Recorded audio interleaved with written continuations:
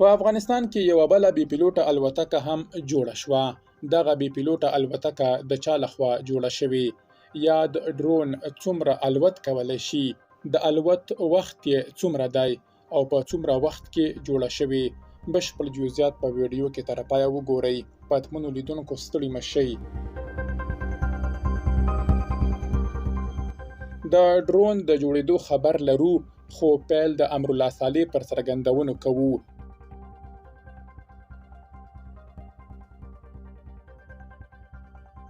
امرالله صالح د ملي بیرغ ورځې په مناسب خپاره کړي پیغام کې په ډاګه کړي چې ملي بیرغ وکولای شول افغانان تر یو چتر لاندې راټول کړي. ښاغلي صالح لیکلي د همدې بیرغ لاندې له کلو تر پلازمینې پورې د خلکو ونډه او رول په واک کې تعریف او روښانه شو. امرالله صالح د افغانستان د درې رنګه ملي بیرغ په دفاع کې د افغان ملي امنیتي او دفاعي ځواکونو سرښندنو او قربانیو ته هم اشاره کړې او ویلي دي چې تر ټولو ګران او خواږه خلک یې دفاع کې وبایلل.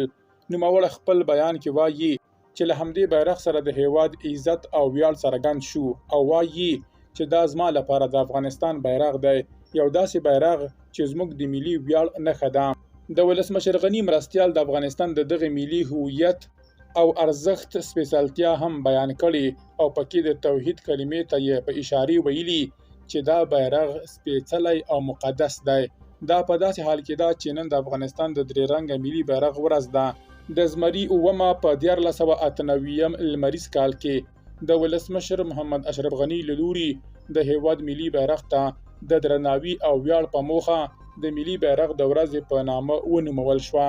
طالبانو له تیرو څه کم 4 کلونو راهیسې د افغانانو د ملي هویتونو او ارزښتونو له ډلې پر ملي بیرغ او ملي سرود تر ټولو سخت بریدونه وکړل او د دې بیرغ پر سر افغانان شکنجه او آن ووژل.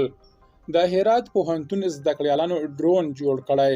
دا ډرون 4 کیلوګرامه وزن لري، 15 کیلومتره الوتلی او د الوت وخت هم له 10 تر 45 منټه اټکل شوی دی. په 6 میاشتو کې یې دا ډرون جوړ کړی دی. درنو لیدونکو له ملتیا مو مننه.